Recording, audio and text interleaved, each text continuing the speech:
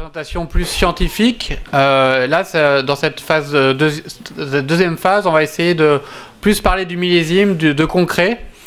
Donc je vais ouvrir le bal en parlant plus de statut hydrique et en faisant un petit rappel météo sur la saison. Après, on aura Nicolas Bernard qui parlera de maturité technologique et Gilles Masson du Centre de vin de Rosé qui parlera plus de la maturité phénolique et des vins. Alors donc du coup, ce que j'ai fait aujourd'hui là pour cette analyse du millésime 2016, c'est que j'ai redivisé la saison en phases, en 4 phases en fait qu'on voit comme les 4 phases vraiment cruciales de la qualité et du rendement du raisin. Et donc cette première phase, c'est d'abord la phase hivernale. Donc bon là c'est un peu arbitraire, mais on considère qu'à partir du 1er novembre, on rentre en phase hivernale et elle se termine à peu près au 1er mars. Et donc là, dans cette phase, l'idée c'est on la regarde de façon attentive parce qu'il y a la problématique de la minéralisation. Parce que vous savez que la transformation de l'azote organique en azote minéral par les bactéries est très importante. Et le moteur, c'est la température du sol et l'eau. Et l'autre point important, c'est les débourrements des vignes. Comme on l'a vu avec Jean-Marc Touzard, si on débourre beaucoup plus tôt, il y a des chances que la véraison ait lieu plus tôt et que donc la maturation ait lieu plus tôt également. Donc tous ces éléments sont importants et donc ça commence dès l'hiver. Alors malheureusement, dans mon analyse là, on n'a pas beaucoup de données historiques puisque c'est la première fois qu'on travaillait en Provence. Donc j'utiliserai des données essentiellement de l'année 2016. Mais je sais que Nicolas aura une vision un peu plus globale sur plus de millésimes, et Gilles Masson aussi. Donc voilà, pour l'instant, c'est vrai qu'on ne peut pas trop tirer de généralité de ce que je vais dire, mais ça va nous donner les grandes lignes, on va dire, du millésime 2016. Alors d'abord, au niveau précipitation, avant le débourrement, donc en vert foncé, vous avez 2016, donc entre le 1er novembre 2015 et le 1er mars 2016. Et le millésime 2017 qui vient de commencer, donc entre le 1er novembre 2016 et la date actuelle. Donc on voit déjà qu'un des grands faits marquants du millésime 2016, c'est la quantité très très faible de pluie hivernale. Puisque on voit qu'en fait, quasiment jusqu'au mois de mars, il n'y a pas eu de pluie du tout, ou très peu. Sachant qu'on voit que sur cet endroit particulier, donc là on est plutôt vers l'Orgue, dans le Var, on a en 2017 des pluies beaucoup plus importantes puisqu'on a eu des phénomènes méditerranéens très très très très forts, très très violents au mois de novembre et au mois de décembre. Alors juste pour vous donner une idée de la variabilité spatiale, donc on n'avait pas ces données sur 2016 mais on a les données sur 2017, on voit qu'il y a quand même une très très grande variabilité spatiale entre la Sainte-Victoire et le Var.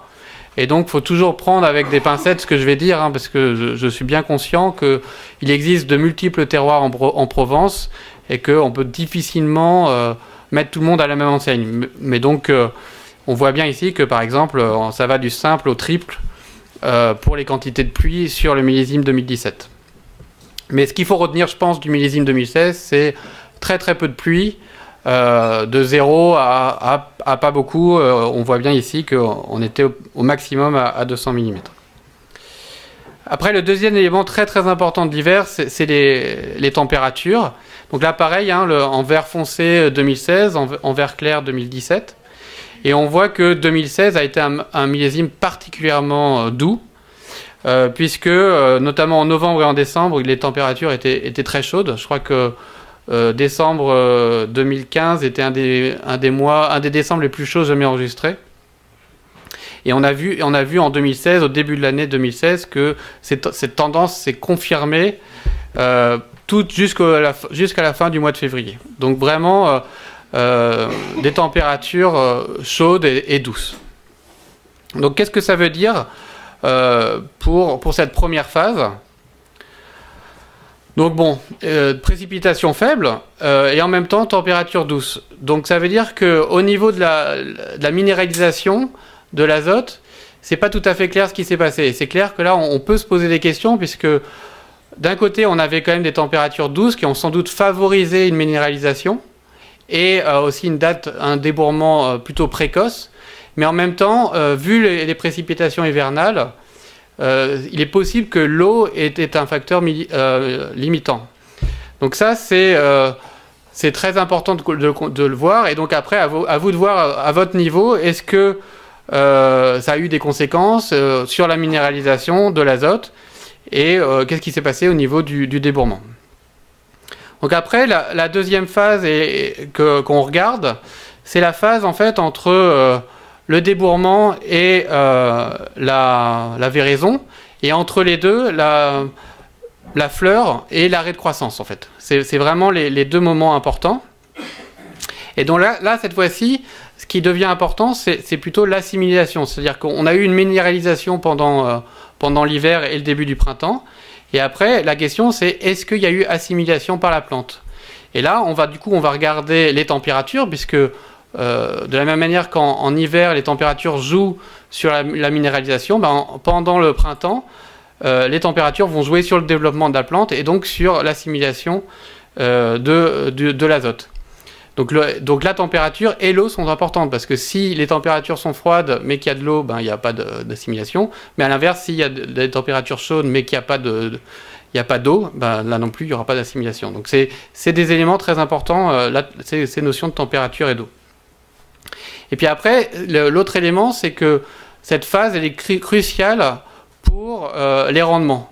Parce qu'en fait, on sait que cette croissance foliaire qui aura lieu donc jusqu'à à peu près le début du mois de juin, elle va avoir en fait une influence sur la longueur des rafles sur l'année N, donc du coup sur le poids total de la rafle sur l'année N, mais sur l'année N plus 1, ça va avoir une influence sur l'initiation florale. Et là encore, c'est un problème en même temps de déficit hydrique et en même temps de température. Et donc, s'il y a un des deux aspects qui est limitant, ça peut poser un problème sur le rendement. Voilà, donc c'est pour ça qu'on parle d'assimilation azotée, d'élongation de rameaux, puisque ça décrit la croissance, et puis après de déficit hydrique, et donc là, je parlerai de flux de sève un peu plus tard. Donc, par rapport au cumul des temps thermiques, jusqu'à la fin du mois de juillet, on voit qu'on est sur un millésime qui, là, un peu contrairement à l'hiver, c'est vraiment très ralenti à partir du mois de mars. En fait, on a eu un mois de mars jusqu'au début du mois de juin, mi-juin même, qui a été extraordinairement frais. Et donc, du coup, quelque part, qui a complètement ralenti le millésime, alors qu'on pensait être parti sur des bases galopantes avec l'hiver doux qu'on avait eu. Et après, par contre, à partir de la mi-juin, on est reparti sur un hiver, je dirais, normal, plutôt chaud par rapport aux normales saisonnières, et donc une accélération de la croissance foliaire. Et donc il faut bien être conscient que cette période de température fraîche a sans doute, là encore, joué un rôle sur l'assimilation et la croissance, donc potentiellement sur le rendement. L'autre élément clé, c'est les précipitations. Et donc là aussi, on voit qu'en fait, ça a été un printemps très contrasté, puisque pendant jusqu'au milieu du mois de mai, on a eu plutôt peu de précipitations. Et puis, à partir de la mi-mai, un peu plus de précipitations, ce qui a sans doute beaucoup aidé sur le développement foliaire dans les différents vignobles, sachant encore que là il y a aussi une grande variabilité territoriale et que c'est sans doute pas vrai partout, quoi. Donc, quels sont les messages de cette deuxième phase ? Donc, comme je l'ai dit, accumulation thermique lente jusqu'au mois de juin, avec des précipitations qui sont relativement importantes.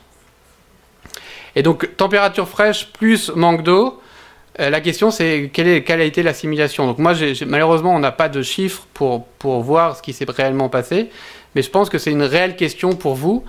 Et ce qu'il faut que vous voyez, comme je le disais au niveau du rendement, c'est que ça a des conséquences sur 2016 et potentiellement sur 2017. Après, la croissance faible des rameaux, là aussi, c'est un élément important, je pense, parce que dans la région, on a beaucoup parlé d'irrigation très très tôt, dès la fin du mois de mai et début du mois de juin. Et là, je pense que j'attire votre attention sur le fait qu'il fallait sans doute faire très attention à l'effet relatif de la température par rapport à l'effet relatif du déficit hydrique. Et il est possible que dans un certain nombre de situations, c'était plutôt un déficit de chaleur qui fait qu'il y avait un développement foliaire relativement faible plutôt qu'un problème d'alimentation en eau. Alors après, on peut aussi dire d'une certaine manière que ces températures faibles nous ont un peu sauvés parce qu'elles ont potentiellement diminué l'utilisation en eau. C'est vrai que s'il avait fait très très chaud très tôt, ça aurait été sans doute une année très très demandeuse au niveau irrigation.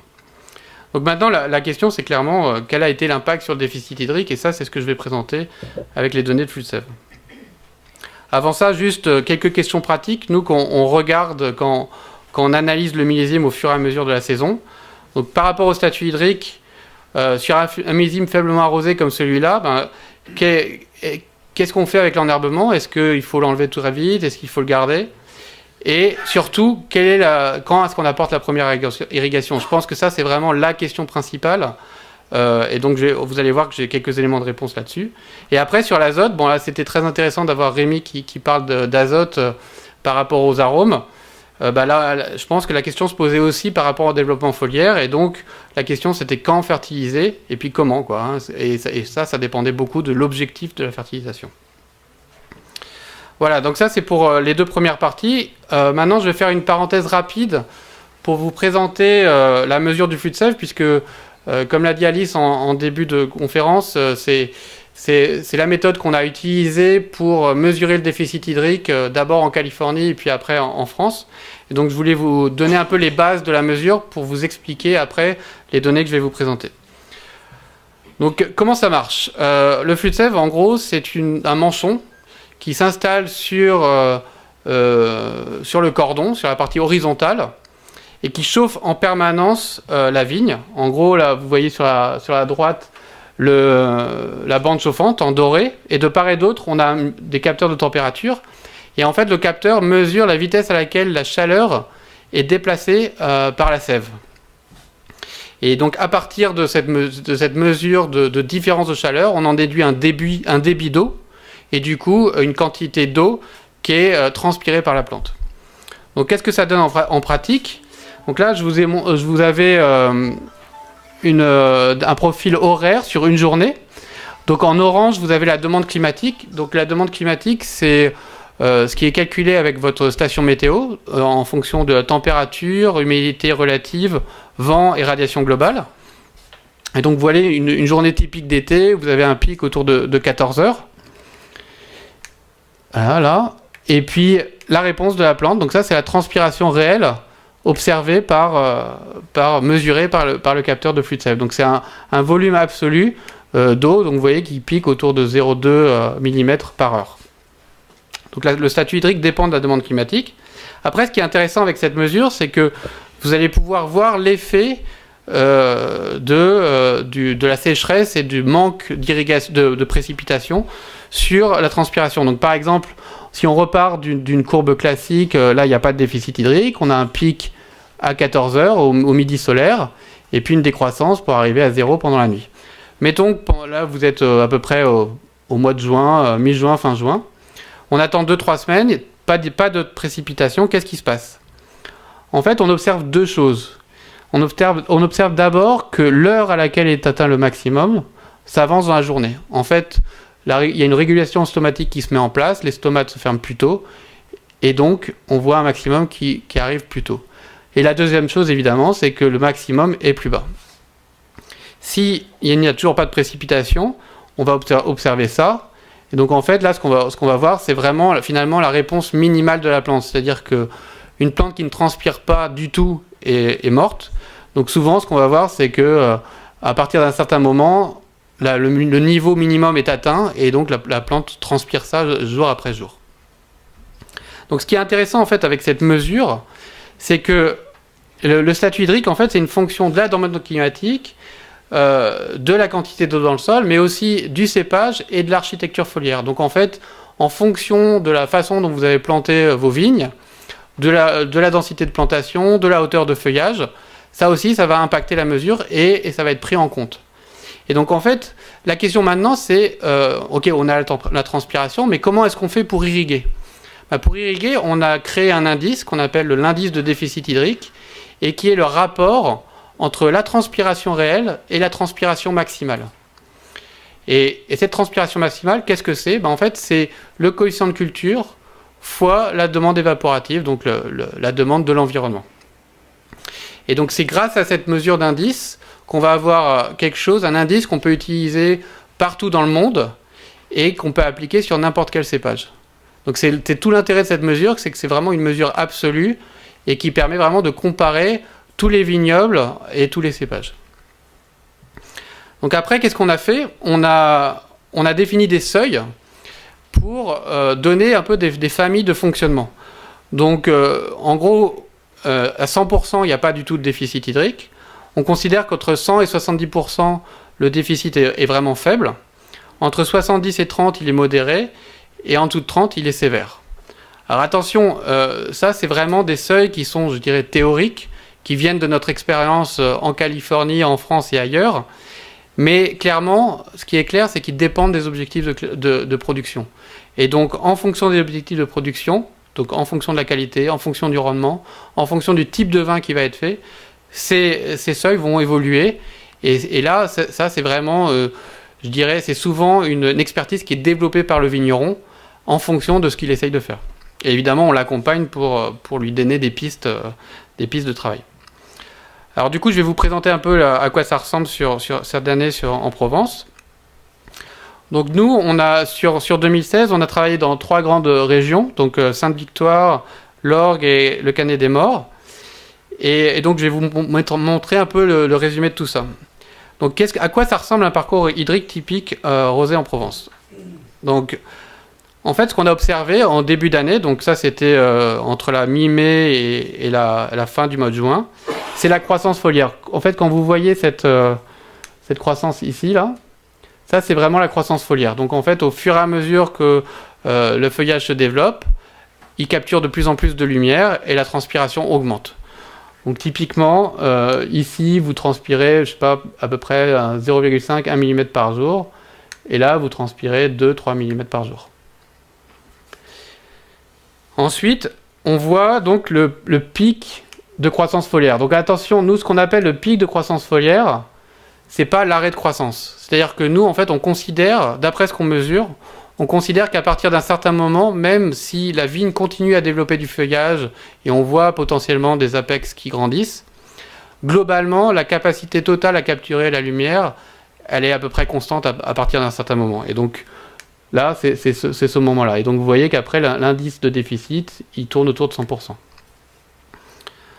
Ensuite, le premier moment intéressant, ça va être le début de la régulation stomatique. Donc, on va voir, en fait, qu'après être resté à 100% pendant 1, 2, 3 ou 3-4 jours ou une semaine ou deux, ça dépend de l'endroit où on est, on va voir un début de régulation et l'indice de déficit qui commence à diminuer. Et ensuite, ce qui se passe, en fait, c'est que on va, par exemple, atteindre l'indice de déficit hydrique de 70% un peu plus tard. Et après, en fait, ça va être le parcours hydrique pendant toute la saison. Et donc, là, par exemple, sur un rosé, comme Rémi le disait tout à l'heure, on a essayé d'éviter les déficits trop forts. Et donc, on a oscillé entre 40% et 70-80%. Voilà, avec des irrigations ou des précipitations. Ça dépend de l'année et de la chance qu'on a. Voilà. Donc ça, c'est vraiment le parcours typique rosé en Provence qu'on a essayé d'avoir cette année partout où on était. Juste pour vous donner un petit élément de comparaison, je voulais vous montrer à quoi ça ressemblait pour un rouge qualitatif du Languedoc, parce que du coup, on ne va pas chercher forcément le même parcours.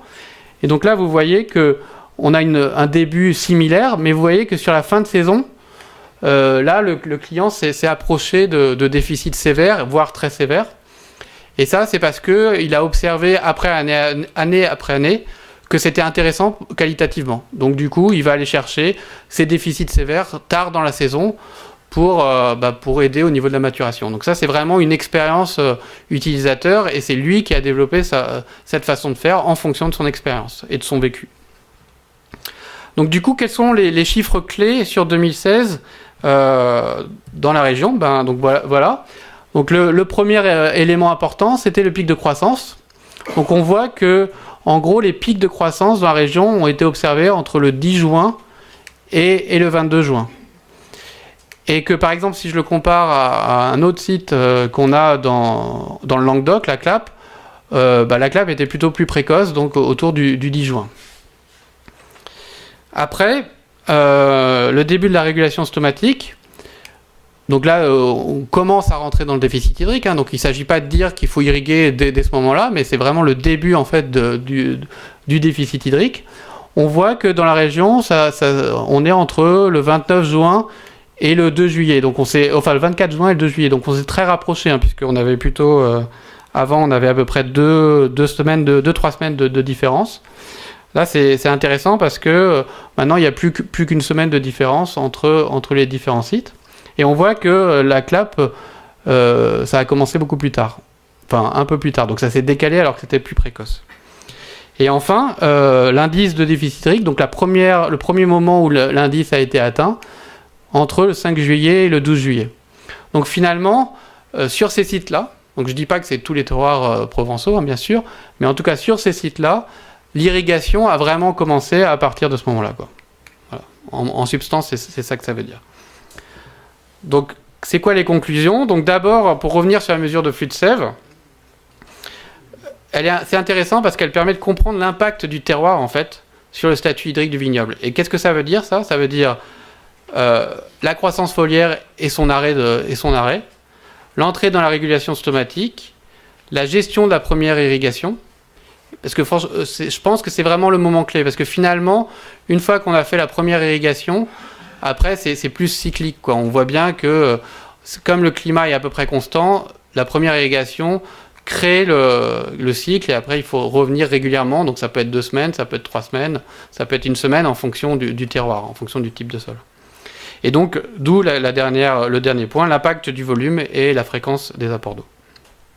Et donc, un des points importants, je pense, sur le millésime 2016, en tout cas d'après notre expérience, c'est que sur 2016, finalement, le déficit hydrique n'était pas si précoce, puisqu'il est apparu fin juin, début juillet, et que je pense que les précipitations printanières, quand elles ont eu lieu, ont été très importantes pour un peu compenser l'effet d'un hiver très très sec.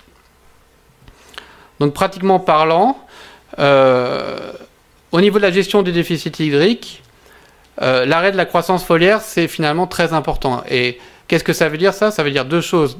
Non seulement la date d'arrêt, mais aussi la quantité de feuilles qui a été déployée par la vigne. Et donc clairement, si on voit un arrêt très très précoce avec un développement faible, on peut se poser la question d'une précipitation précoce, enfin d'une irrigation précoce, sachant qu'il faut toujours considérer également les températures, puisque si vous avez des températures très faibles, c'est possible que ça soit aussi juste un déficit de chaleur qui fait que le développement foliaire est faible.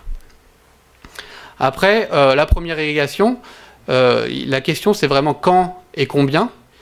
Et en fait, là vraiment, le flux de sève peut vous aider de ce côté-là, parce qu'il va vous permettre non seulement de comprendre le moment où on rentre dans le déficit hydrique, mais en plus, en fonction du volume apporté, le temps qu'il y a entre 2 irrigations.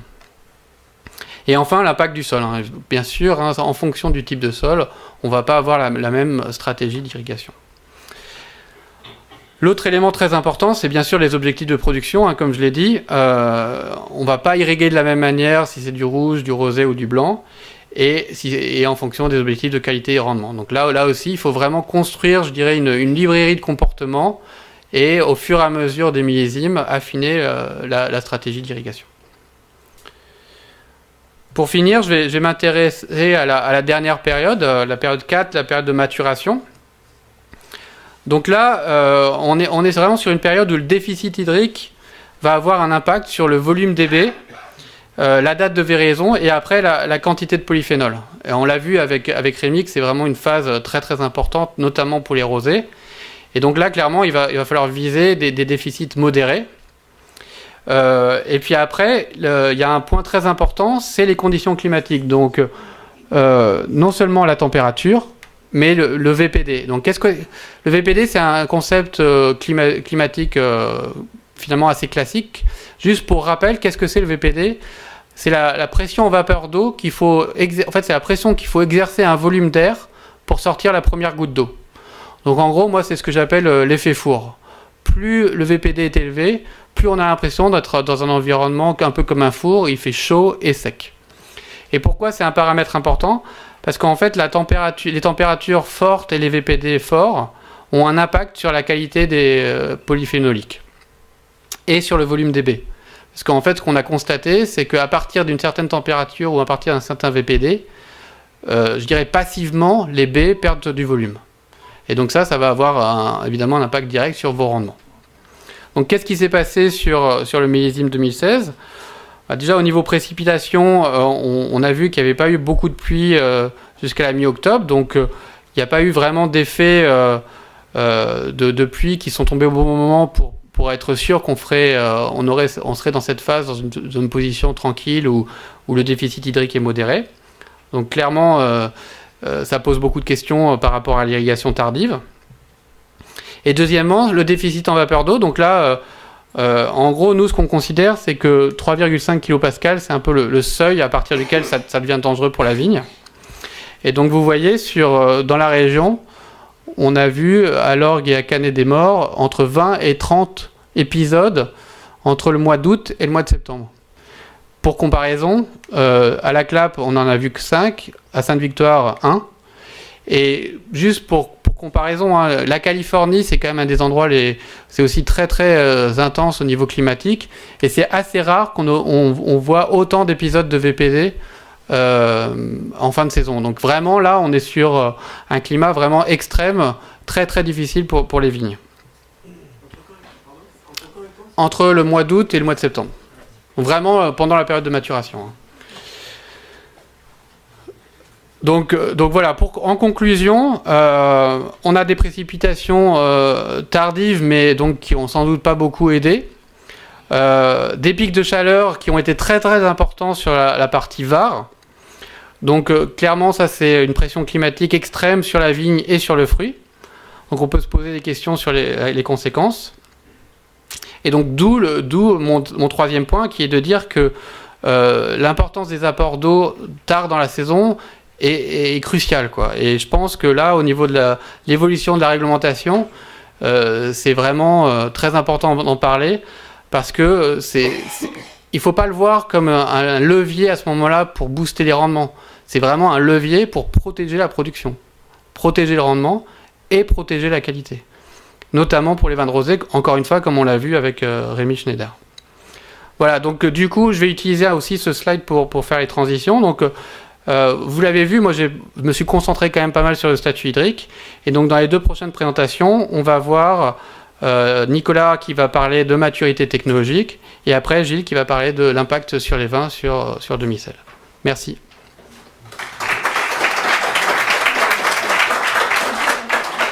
Question? Malek, micro.